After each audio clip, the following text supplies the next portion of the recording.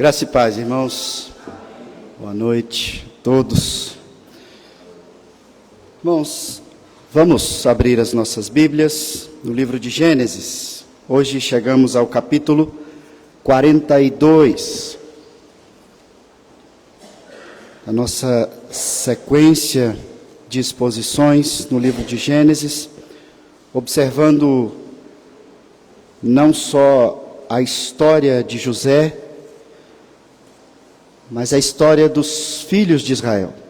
Nós, povo de Deus,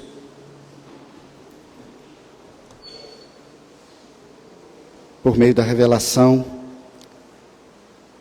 daquilo que Deus conduziu na vida de José e de seus irmãos, filhos de Israel.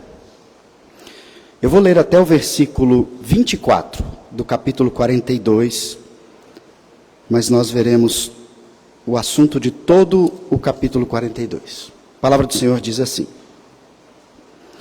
Sabedor Jacó, de que havia mantimento no Egito, disse a seus filhos: Por que estáis aí a olhar uns para os outros? E ajuntou: Tenho ouvido que há cereais no Egito. Descei até lá e comprai-nos deles, para que vivamos e não morramos. Então desceram 10 dos irmãos de José para comprar cereal do Egito. A Benjamim, porém, irmão de José, não enviou Jacó na companhia dos irmãos, porque dizia: para que não lhe suceda acaso algum desastre.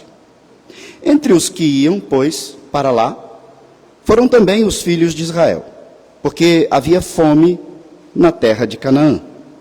José era governador daquela terra. Era ele quem vendia a todos os povos da terra.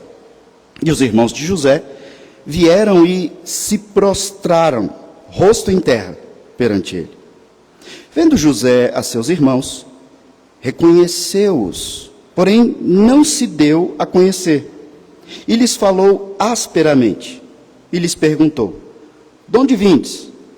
Responderam: Da terra de Canaã, para comprar mantimento. José reconheceu os irmãos, porém eles não o reconheceram. Então se lembrou José dos sonhos que tivera a respeito deles, e lhes disse: Vós sois espiões, e viestes para ver os pontos fracos da terra. Responderam-lhe: Não, senhor meu, mas vieram os teus servos para comprar mantimento. Somos todos filhos de um mesmo homem. Somos homens honestos. Os teus servos não são espiões. Ele, porém, lhes respondeu: Nada disso. Pelo contrário, viestes para ver os pontos fracos da terra. Eles disseram: Nós, teus servos, somos 12 irmãos, filhos de um homem na terra de Canaã. O mais novo está hoje com o nosso pai, outro já não existe.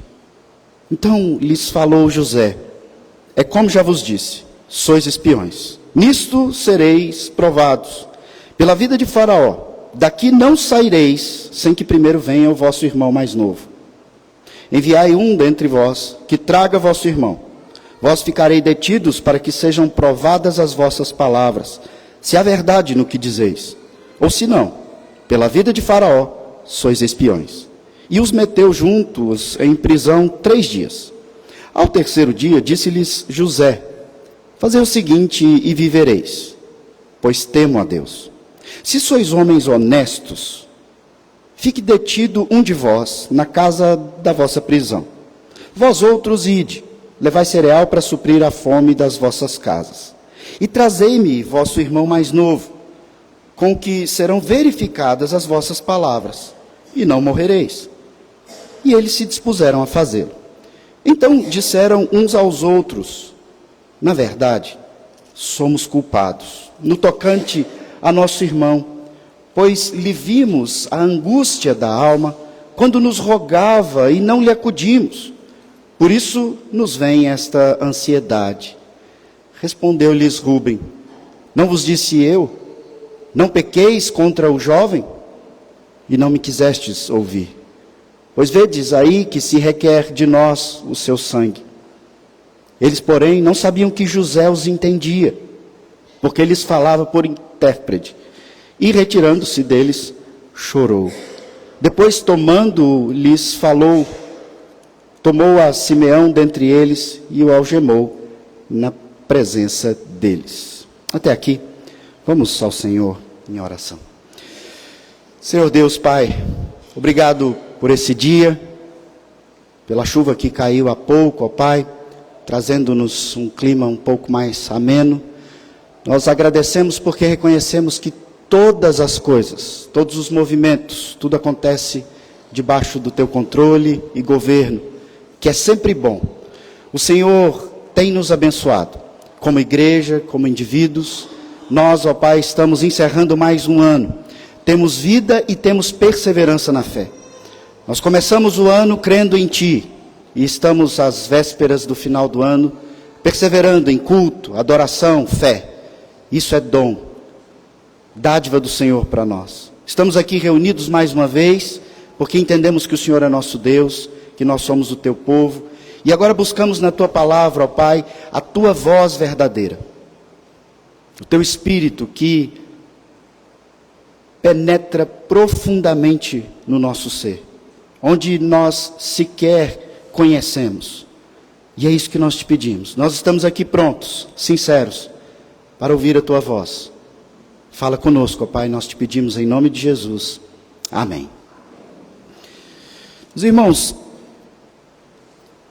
eu estava já vindo para cá e fiquei pensando sobre algumas coisas.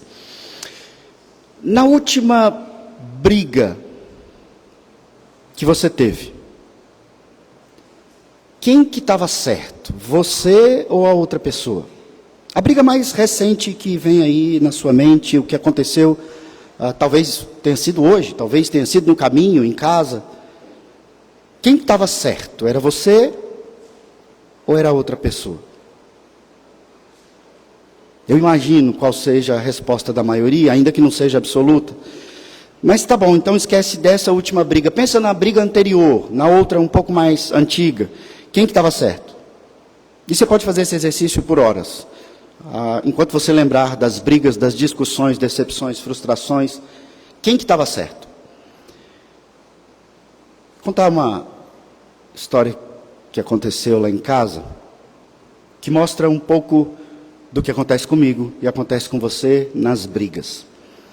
Vocês veem a Isa Jamília ali, bonitinha, loirinha, tão simpática e sorridente. Eu costumo dizer que a Isa é como uma ostra. Você tem que abrir para conhecer e nem sempre dá para abrir tão facilmente. Quando a Isa estava ali na transição entre 2 e 3 anos, tinha uma moça que trabalhava conosco lá em casa e cuidando da Isa, essa moça teve que corrigi-la. Nada demais, tudo dentro do que nós esperávamos. E a Isa acabou por reagindo e machucando ali a moça. Patrícia chegou e se assustou, a moça contou o que tinha acontecido e ela disse: Isa, peça perdão. A Isa emburrou, fechou completamente o seu semblante e não disse uma palavra. E a Patrícia ali conversando, insistindo: Isa, pede desculpa, pede perdão, você está errada, você machucou a moça. E a Isa, silêncio absoluto.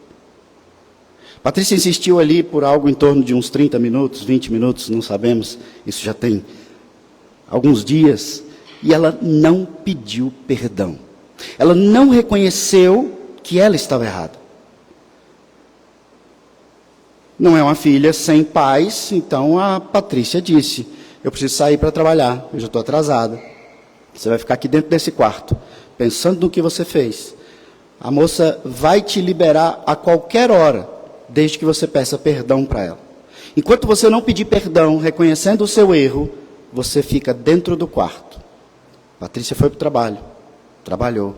No final do dia voltou. Adivinha onde ela estava? No mesmíssimo lugar onde ela foi deixada. Não é a Isa que é tão ruim. Nós somos assim. A sua última briga, você pode até pensar que estava certo. O problema é se eu perguntar para outra pessoa quem estava certo e ela disser também que estava certo. E talvez você até em um momento diga, não, eu estava errado, de fato, mas ele me levou a errar, ou ela me levou a errar. Nós nunca queremos fazer esse movimento de reconhecer que nós somos injustos, que nós somos errados. Nós somos crentes, nos reunimos na igreja e a Bíblia diz, somos todos culpados. Nenhum homem sequer é sem culpa, e nós dissemos, lindo discurso do apóstolo Paulo. Cristo veio porque nós somos culpados, e nós dizemos, lindo o Evangelho. Mas no dia a dia, nas nossas discussões, nas nossas dificuldades, nos movimentos do nosso coração e mente, nós dificilmente reconhecemos que somos arbitrariamente culpados. E quando assumimos, fazemos como Adão, quando questionado, Senhor, de fato, mas a mulher que o Senhor me deu. E a mulher diz, Senhor, erramos, mas a serpente? Nós ficamos sempre justificando. Nós chegamos aqui no capítulo 42 e aqui começa um movimento de reconciliação que vai culminar no capítulo 45. Mas nós precisamos andar passo a passo para entender todo esse processo. Aqui, os irmãos de José têm um primeiro encontro que já há muitos anos deveria ter acontecido, não sabemos. Mas aqui começa um movimento e há divergência de opiniões sobre o que José fez aqui, é certo, é errado.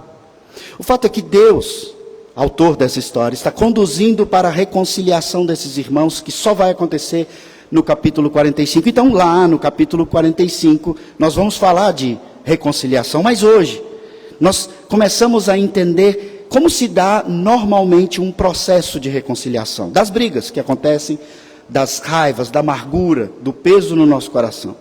Aqui no texto, nós somos informados de que esses irmãos, no verso 21, eles reconhecem, nós temos uma ansiedade no nosso coração. Agora, tem quantos anos que eles estão com essa ansiedade no coração? Ansiedade aqui, entenda esse peso, essa angústia. Porque não havia reconciliação, não havia resolução, não havia tido solução o problema do pecado deles. Eu também tenho ansiedades no meu coração. Você também tem. E eu creio que esse texto, então, começa a nos mostrar que nós precisamos passar por esses processos para encontrar o alívio dessa ansiedade, dessa angústia. Deus faz conosco exatamente como nós vemos a vida desses homens sendo conduzidas aqui. Eles passam por um teste. É mais um capítulo da história dos filhos briguentos, amargurados, desobedientes de Israel. E eu tenho escolhido esse nome, Filhos de Israel, para essa série, exatamente para que eu e você olhemos para a história, não como uma história distante, mas olhemos para a história e pensemos, eu sou filho de Israel. Ora sou como Judá, ora como Rúben, ora como Simeão, Benjamim, José, ora como Jacó, ora como um egípcio na terra da escravidão. Eu sou filho de Israel, tentando viver minha vida, e aqui eles estão buscando pão. Como Jacó diz, se vocês não forem, vamos morrer. Às vezes no dia a dia você está trabalhando, está casando, está divorciando, está fazendo uma série de coisas para viver. Porque se não fizer, vai morrer. Mas enquanto você está em busca dessas coisas, o Senhor soberano que controla cada fio de cabelo, Ele faz com que você encontre provação, quando você só queria um pouco de pão, um pouco de vida, um pouco de solução. Esses irmãos estão indo lá, em busca de pão, e eles encontram provação, um teste. E é só a primeira etapa do teste. São aqui os primeiros anos das vacas magras que nós vimos no capítulo 41. No sonho foi predito, foi revelado por Deus a José que haveriam 7 anos de vacas gordas, fartura de alimento, chuva, cereal, e então depois 7 anos de vacas magras. E as vacas magras seriam tão agressivas, ou seja, esse período seria tão agressivo que logo no início todo o mundo ali conhecido enfrentaria dificuldade, e chegou esse momento. José se mantém fiel à revelação do sonho. Ele foi um bom administrador, remiu o tempo e havia abundância de pão, de grão, no Egito. José, então, claramente aqui para nós, é um instrumento de Deus para a preservação dos filhos de Israel no Egito. Nós vemos nesse texto hoje, é que na sua luta em busca de alimento, de vida, muitas vezes você encontra provação. E como irmãos de José, nós demoramos a entender que Deus quer algo na nossa provação. Ficamos lutando, nos escondendo, como você fez provavelmente em algumas dessas brigas que eu te perguntei. Tentando achar a culpa no outro. E quando essa briga é entre pecado e santidade, ou seja, entre Deus e você também faz isso. Tenta jogar a culpa na circunstância, na dificuldade, na doença, na falta de dinheiro, na outra pessoa, mas nunca faz o movimento que Deus te chama a fazer em todo o Evangelho. Reconhecimento, confissão, arrependimento. Reconhecimento de quem você é diante de um Deus que é santo, puro e que conduz a sua história. E que porque Ele conduz, Ele traz as provações. E eu me identifico muito aqui com os irmãos de José. Jacó, no início do texto, olha para os filhos e ele faz uma pergunta que muitos dos pais aqui já fizeram para os seus filhos, já ouvimos dos nossos pais. Por que vocês estão aí olhando um para o outro? Por que vocês não estão resolvendo o problema? Aquela casa bagunçada, um monte de coisa para fazer, pai e mãe correndo, aquela situação toda e os filhos à toa. E o pai diz: por que vocês estão aí parados? Por que vocês não ajudam? Por que vocês não fazem alguma coisa em busca de solução? Por que vocês estão com tamanha inanição, falta de atitude? São esses os filhos de Israel. Homens já velhos, barbados, com suas famílias, mas ainda omissos, quietos, olhando uns para os outros, esperando. Será que Rúben vai resolver o problema? Será que é Simeão? Será que é Judá? Judá sempre tão disposto, faz suas viagens. Quem que vai resolver esse problema? E um olhando para o outro.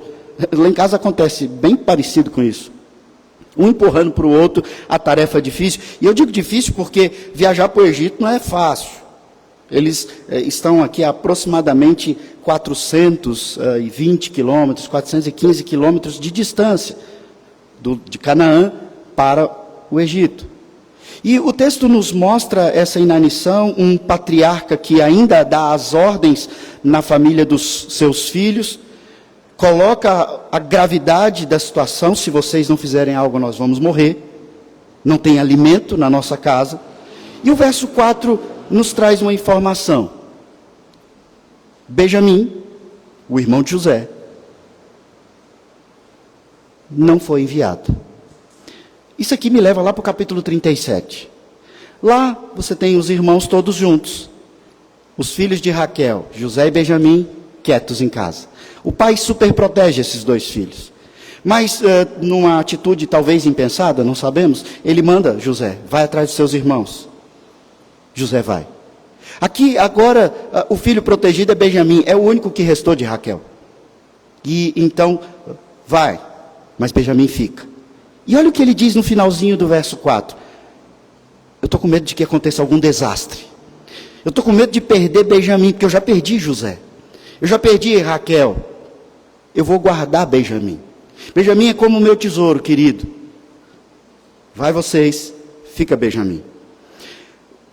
Jacó, irmãos, chamado Israel, ele não está disposto a perder o seu segundo filho amado. É um pai que tem uma preferência um tanto boba, infantil, mas um pai que também carrega um peso grande, porque ele tem filhos que ele conhece o coração. Filhos que ele sabe que tem disposição para fazer mal contra Benjamim. Talvez haja aqui uma desconfiança: será que não foram eles que aprontaram com José?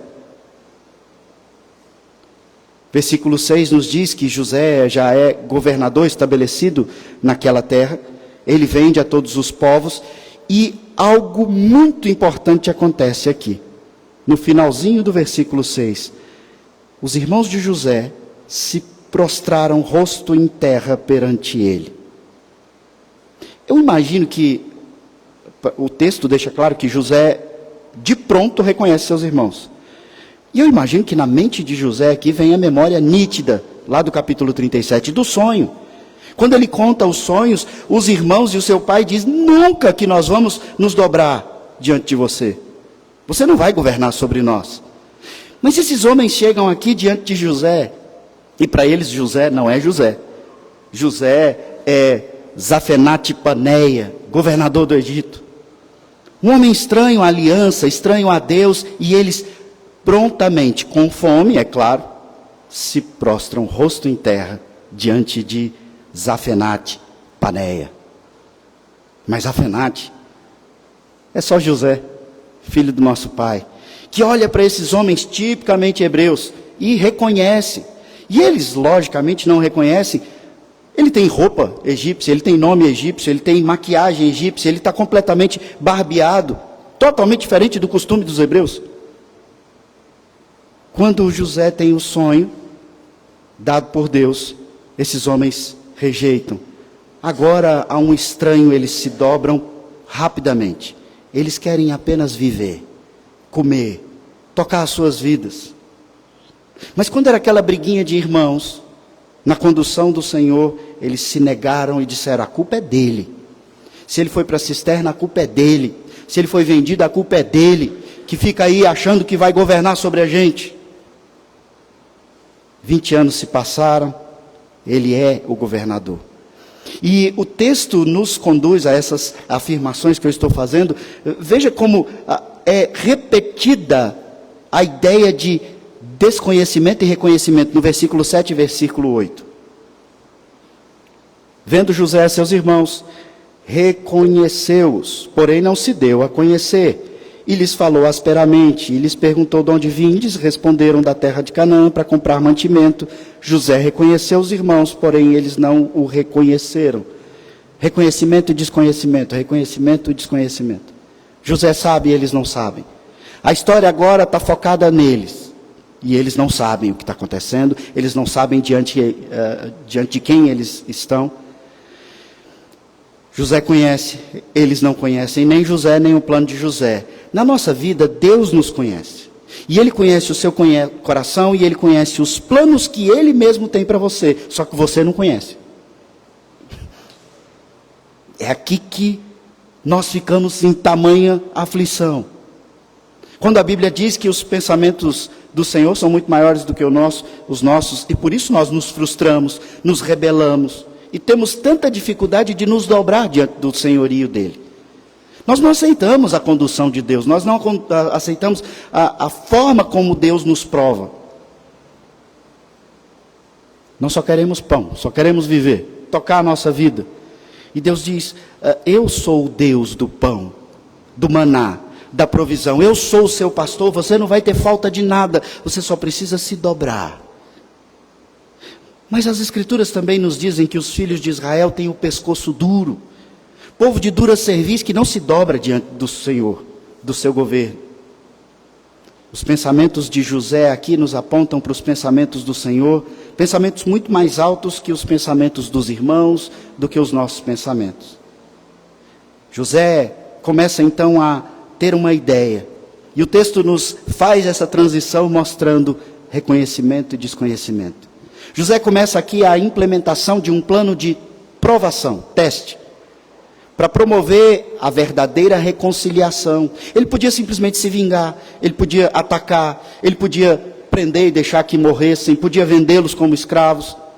Mas ele tem um plano e esse plano começa a ser implementado. E a implementação é por meio de testes, provação.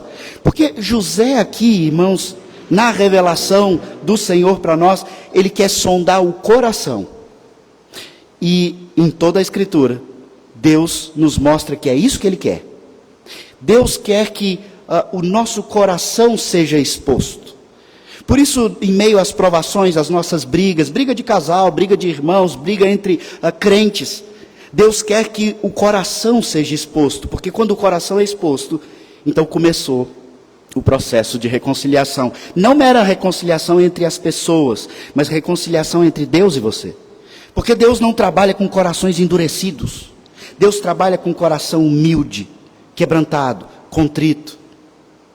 Por que será que Davi, repetidamente, nos revelado como um homem segundo o coração de Deus, mesmo tendo cometido pecados tão assustadores? Quando ele percebia o pecado, como quando aquele homem instruído por Deus chega a Davi, fala de uma situação e ele diz, esse homem merece a morte, e o homem diz, é você, Davi. E ele diz, então, eu preciso ser trabalhado.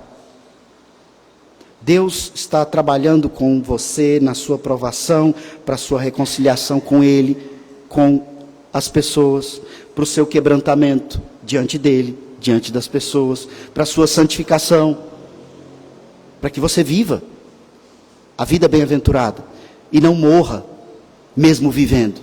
E é isso que muitas vezes está acontecendo na nossa vida em boa parte do tempo.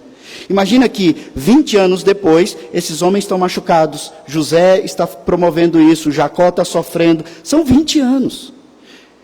São 20 anos de vida que não é bem uma vida, é uma sobrevida, é uma sobrevivência. Eles só estão comendo, tocando a sua vida. Eles, mais uma vez, só estão em busca de alimento para viver, tocar a vida. Não é essa a vida que Deus nos chama para viver.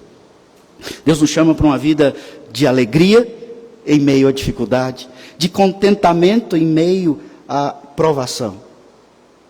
José faz testes nos apontando para o que Deus faz conosco. Faz testes para que haja reconciliação. Onde eu quero chegar com tudo isso? Uma única palavra que, se eu tivesse falado de início, talvez nós tivéssemos dificuldade. Autoexame. Eu falei dessa palavra hoje de manhã, na ceia do Senhor. E ali, uma série de coisas estavam passando pela minha cabeça, meu coração, exatamente porque eu já estava trabalhando todo esse texto. E quando nós estamos estudando sobre um texto bíblico para expor para a igreja, irmãos, nunca pense que é apenas uma palestra informativa. Se eu sou crente, o texto primeiro nesse processo todo, ele fala comigo. Porque tem aplicação aqui para mim e para cada um de vocês. Não adianta você pensar, se fulano tivesse aqui. Não, você está. Na soberania, José estava na cisterna porque Deus quis, José estava na prisão porque Deus quis, José estava no governo porque Deus quis. Na sua vida é assim. E se você está aqui hoje, é porque Deus quer. E se é eu que tenho que pregar esse texto, é porque Deus quer. Então, quando eu falava de autoexame hoje pela manhã,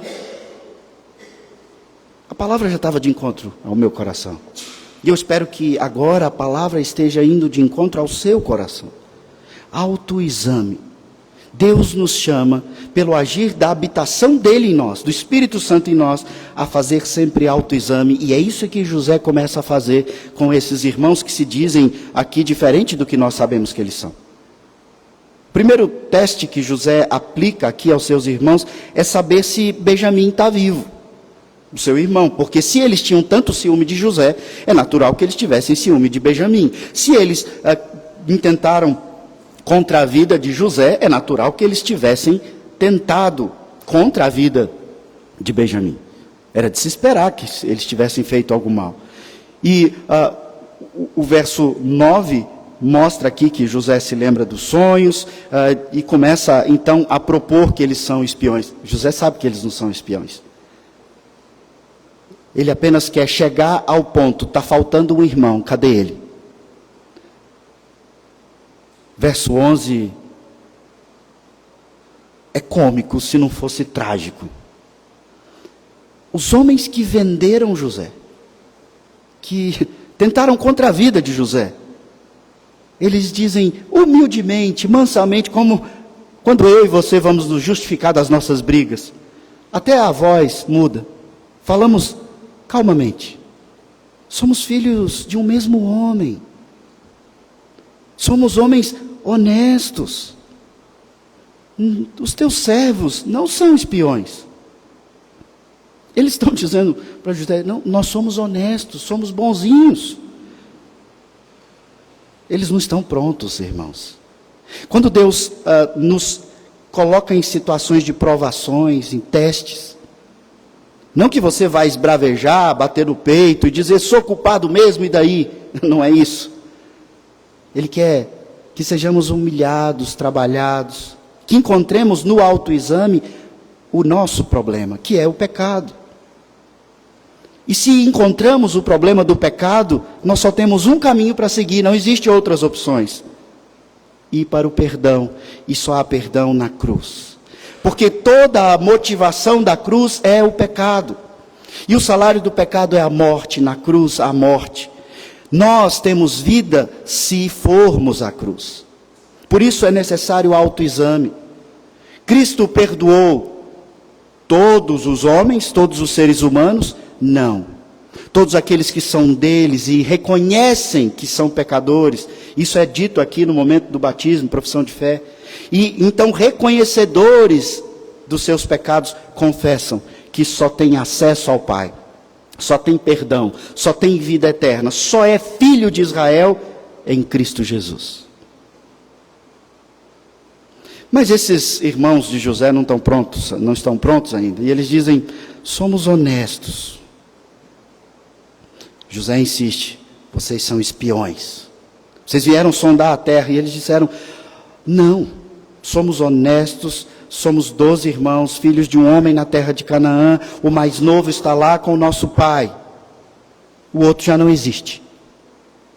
Eles ainda não confessaram. Eles ainda não estão prontos.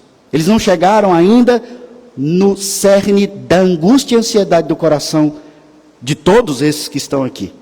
E daqueles que estão lá também, Benjamim e Jacó, que sofrem da mesma angústia. Porque o pecado, e eu tenho repetido isso algumas vezes, ele não prejudica só você que pecou, ou só a pessoa que pecou contra você.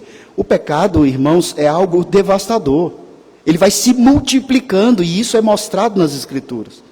Em Gênesis, a multiplicação da maldade, o fermento revelado em toda a Escritura, o Novo Testamento que diz, olha, a multiplicação da maldade. O pecado faz isso. Ele se multiplica em escala, em proporção. E quando você então mente, quando você comete algo realmente pecaminoso contra alguém, aquilo não é só algo que faz mal para você ou a outra pessoa. Aquilo vai se multiplicando na sua relação e nas demais relações ligadas àquela. Para vocês entenderem um pouco mais sobre o quão é injusto esses homens falarem que são inocentes, se você não leu toda a história, no capítulo 35, lá atrás, antes de começarmos a série, Rúben, o irmão mais velho, ele cometeu incesto com uma das esposas do seu pai. Isso está descrito lá no capítulo 35. Incesto com a esposa de Jacó. Simeão e Levi, outros dois, no capítulo anterior, capítulo 34, eles mataram vários homens e roubaram esses homens. Assassinos, cruentos, irmãos de José, que estão aqui dizendo, não, nós somos filhos de um mesmo homem, somos honestos. Homens maus, incestuosos, pecados absurdos. Não estamos falando de briguinhas domésticas. Estamos falando da natureza desses homens que tranquilamente deixaram José dentro de uma cisterna gritando por socorro. E foram embora comer, tranquilamente. Mas quando eles são confrontados, eles dizem, não tem um problema em mim. E onde eu quero chegar com tudo isso? Com você aqui hoje. Quando você olha para o seu espelho, nem sempre você consegue enxergar a sua maldade. Eu sei que você vai dizer, mas pastor, eu nunca fiz nada parecido. Que bom que você nunca fez nada parecido, eu também nunca fiz, mas isso não quer dizer que eu sou bonzinho, não mesmo. E você diz, mas você é pastor, não quer dizer que eu sou bonzinho. Só que o nosso coração, ele tem uma autodefesa, ao invés de fazer o autoexame, que é muito maior do que a própria justiça. Nós achamos que somos justos, especialmente nas brigas que nós vivenciamos. E quando nós vamos discutir, debater, às vezes até em busca de cumprir Mateus 18, nós pedimos perdão, mas já fazemos a acusação. Eu pequei e quero te pedir perdão, mas eu pequei porque você me fez pecar. Esse não é o pedido de perdão. Incestuosos, malvados, assassinos, que dizem, somos honestos. A palavra aqui é, somos justos, não temos culpa em nós. Rapidamente nós podemos nos lembrar aqui de pessoas terríveis, que morreram gritando, jurando inocência. Stalin, Hitler, Saddam Hussein. Saddam Hussein é mais recente e nós temos vídeos até hoje. Ali, já prestes a ser morto, esbravejando por justiça, dizendo, estou sendo completamente injustiçado. Tudo que eu fiz por amor, por justiça, pelo bem maior do meu povo. É o mesmo movimento. Adão culpando Eva, Eva culpando serpente, você culpando a outra pessoa e dizendo, eu sou justo, eu sou honesto. E se fiz alguma coisa errada, eu fiz, porque primeiro erraram comigo. Vai ser muito difícil, num único momento, você realmente ser levado ao autoexame. Porque nós, muitas vezes, precisamos ser provados como José está provando esses homens. Até o limite. E entenda, muitas provações que você enfrenta na vida, é Deus fazendo isso com você. Te levando, te empurrando, até o seu limite. Quando você desmonta e diz, eu sou o culpado. É isso que nós encontramos aqui no texto. José explica para eles, depois de dizerem que José simplesmente já não existe mais. Verso 15, José diz, vocês vão ser provados. Vocês vão voltar. Mas eu vou colocar uma situação que vocês vão precisar voltar aqui. Se é que vocês têm amor pelo irmão de vocês. Ele quer que eles provem que Benjamim está vivo. Na verdade, ele quer trazer a família inteira, para que haja a reconciliação. Só que agora ele vai testá-los exatamente naquilo que eles já provaram que são injustos. Eles não ligam para o amor entre irmãos, certo? Então agora, ele quer que um dos irmãos fique. Vai ficar ali por um tempo. Vocês vão na terra e trazem o irmão que está faltando. Lá no capítulo 37, eles amam muito mais aquele punhado de moedas do que José. E agora? Eles foram em busca de pão. Nós vamos ver o desenrolar da história e eles têm todo o grão necessário para o alimento e mais, eles têm dinheiro. Porque o que eles compraram, eles receberam e o dinheiro estava de volta com eles. Então agora eles têm grãos, eles têm dinheiro, eles têm vida. José coloca uma situação difícil para quem ama mais o dinheiro, mais o provimento do que o irmão. O apóstolo Paulo, quando ele está exortando a igreja de Corinto, sobre irmãos que estavam processando na justiça comum uns aos outros, brigando, ele diz, não, vocês vão julgar o mundo. Não tem ninguém sábio entre vocês para julgar aí, no contexto de crente. E o apóstolo Paulo fala algo que me marca profundamente. Ele diz, irmãos, sofra o dano. Quando ele diz sofra o dano, tenha prejuízo. Não processe o seu irmão por causa de dinheiro, não, porque ele vale mais do que o dinheiro. E nós lemos aquele texto, achamos lindo, mas talvez você não ache tão lindo se alguém dessa igreja te der um prejuízo financeiro gigantesco. Então eu, como pastor, vier você ler a primeira carta de Corinto e disser para você, não processa ele não. Cristo pagou por ele com preço de sangue. Ele é seu irmão. Eternamente ligado, então sofra o dano. Fique com o prejuízo. Provavelmente eu vou ouvir de você, pastor, paciência é fruto do Espírito, mas paciência tem limite. Ele me roubou. Ele precisa ser punido, condenado.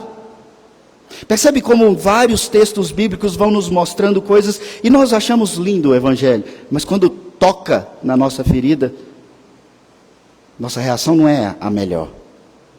Eles ficam ali detidos por 3 dias antes de vivenciarem esse teste, e eles vão experimentar ali por 3 dias o que José está experimentando há anos. experimentou preso, né, de maneira mais específica, por anos. No capítulo 41, nós vimos isso. Mas o objetivo está sendo alcançado. Ele propõe o teste a esses irmãos. Um deles vai ficar preso, enquanto os demais vão buscar Benjamim. Nesse movimento da proposta do teste, José está vivendo um momento de dor aqui, falando por meio de um tradutor, para que eles não saibam que ele fala a língua deles. E eles começam então a discutir ali entre eles, na frente de José, na língua do povo hebreu. Não imaginam que José entende, mas se entendesse também, eles não imaginam que José era José. E eles chegam aqui num ponto, no verso 21. Então disseram uns aos outros: na verdade, somos culpados, no tocante a nosso irmão, pois lhe vimos a angústia da alma, quando nos rogava e não lhe acudimos. Por isso nos vem essa ansiedade. Olha que interessante. Ninguém está falando aqui daquele dia, há 20 anos atrás. Eles estão falando de uma situação, de um teste. De repente, um deles diz: eu sei o que está acontecendo com a gente. Nós somos culpados. No plural. No tocante a José. Aquele irmão estava com a alma angustiada, dentro daquela cisterna, rogando, clamando, pedindo para nós o acudirmos. Eles mesmos tinham jogado José. Então nós carregamos até hoje essa angústia no peito. Rúben aqui, tentando se justificar, fala no verso 22, não vos disse eu, não pequeis contra o jovem. Opa, lá atrás nós não sabíamos que Rubens tentou defender José. E ele diz isso aqui. O que está acontecendo aqui é um movimento para discutir o pecado, o problema. E isso nos sugere que eles não discutiram sobre aquele assunto. Eles simplesmente se desfizeram de um irmão e foram viver a vida deles. Tocar a vida, viver. Mas agora, num momento de provação, em que um dos irmãos ali precisa ficar, o outro precisa ser trazido, o que vem na memória? Quando nós brigamos com alguém, especialmente pessoas que nós amamos, e é normal acontecer as piores brigas, as piores decepções, frustrações com as pessoas que nós amamos. Porque os outros, que nós temos uma relação de colega, profissional, nós normalmente não temos conversas profundas, essas pessoas não conhecem as nossas fragilidades, então as brigas são superficiais. Mas as pessoas que nós amamos, as pessoas mais ligadas, as pessoas que sabem da nossa intimidade, essas são as brigas mais difíceis de encontrarmos a reconciliação. Marido e mulher, pai e filho, filhos e pais, irmãos. São esses que normalmente quando brigam, eles se afastam. Se afastam a ponto de homem e mulher que se amavam não se falam mais. Nunca mais. Filhos trazem recado. Pais e filhos não se olham. Não comemoram o Natal juntos. Irmãos, criados juntos, mudam de cidade. Talvez você tenha uma história dessa, talvez você se lembre. Só que quando surge qualquer circunstâncias, dificuldades, o que vem no seu coração? Aquela angústia, aquele peso. E você que estava discutindo um outro assunto agora sente. Foi lá atrás. Meu problema foi lá atrás. E quando nós vamos acumulando 1, 2, 3, 4 problemas, 5, nós temos muita angústia no coração. E já não vivemos de maneira bem-aventurada, nós sobrevivemos. Entramos mecanicamente na igreja e saímos, lemos a Bíblia, cumprindo mais um pré-requisito, lendo a Bíblia toda, o ano todo. Oramos, obrigado pelo dia, obrigado pela comida, amém. Deus não nos chamou para isso, irmãos. Deus nos chama para relacionamentos sinceros, verdadeiros. Resolução de conflito. Não dá para viver como se não tivesse acontecido nada. E nós pensamos, mas aquela pessoa não vai mudar nunca. Não tem solução. Eu sei que em alguns casos, de fato, não depende de você, e eu não quero te colocar um peso além da medida. Há situações que você faz a sua parte e a pessoa realmente não quer. Ok, faça a sua parte. Deixa o resto com Deus. José não foi lá em Canaã, ele está quieto aqui. Os irmãos é que chegam. E quando chegam, ele promove, então, esse teste para sondar o coração, e Deus está trabalhando no coração. Então, quando você tiver uma reconciliação para ser feita, entenda, Deus é o maior interessado. Faça a sua parte. O coração, deixa que Deus trabalhe. E é isso que eu enxergo aqui quando esses homens do nada se lembram do que fizeram contra José. É Deus trabalhando o coração. Por quê? São homens maus, incestuosos, mas são filhos de Israel. E quem é filho de Israel, o Espírito Santo age no coração. Então, se a pessoa que você brigou tem o Espírito Santo, faz a sua parte. Se ela de fato é de Deus, o Espírito Santo vai agir no coração dela. Talvez não agora, talvez não ano que vem, talvez demore 20 anos como demorou aqui no texto. Mas se ela é de Deus, Deus vai agir. E se é o contrário, é com você, Deus vai agir. Você só não pode calar a sua consciência. Porque nós vamos ficando com a habilidade de cauterizar a nossa mente, como diz a Bíblia. O Espírito Santo nos move, a pregação fala conosco, mas nós então fechamos o nosso coração e dizemos, não, eu não vou resolver isso aqui, porque isso não tem solução. Será que tinha solução para algo desse nível? Se meus irmãos tivessem feito o que fizeram com José, eu tenho certeza que o sentimento no meu coração seria de, não, eu não falo mais com essas pessoas. E se eles chegassem lá no Egito pedindo comida, eu ia falar, agora eu vou matar eles na unha. Não ia querer sondar coração, saber. Não, como eu disse domingo passado, ele está no palácio. Agora é hora dele humilhar. Esse é o coração do Diogo. Mas esse não é o coração que Cristo nos chama a ter. Esses irmãos chegam ao ponto que precisavam chegar para o início da reconciliação, e hoje nós vimos o primeiro teste. Capítulo 43 mais, capítulo 44 mais, capítulo 45, de fato, a reconciliação vem. E é um momento extremamente importante para toda a igreja entender o que Deus faz. José escuta que Rubens tentou proteger. Nesse momento ele não consegue segurar as lágrimas. Ele sente compaixão. Verso 24 diz que ele chorou, ele se retirou para que eles não percebessem. Ele chora. Então o teste começa a ser vivenciado. Eles descobrem que tem cereal, o dinheiro que eles pagaram está de volta, e eles agora se sentem num dilema realmente grande. Nós dissemos que éramos honestos, mas agora parece que nós roubamos. Quem de nós roubou? Será que ali não surgiu uma outra briga? Porque eu acho que eles não confiavam uns nos outros. O fato é, eles têm cereal e eles têm o dinheiro. Quem pegou o dinheiro de volta? Quem roubou o dinheiro? E então eles chegam até o seu pai. O pai agora, que não confia nos filhos, diz, agora eu tenho um problema grande.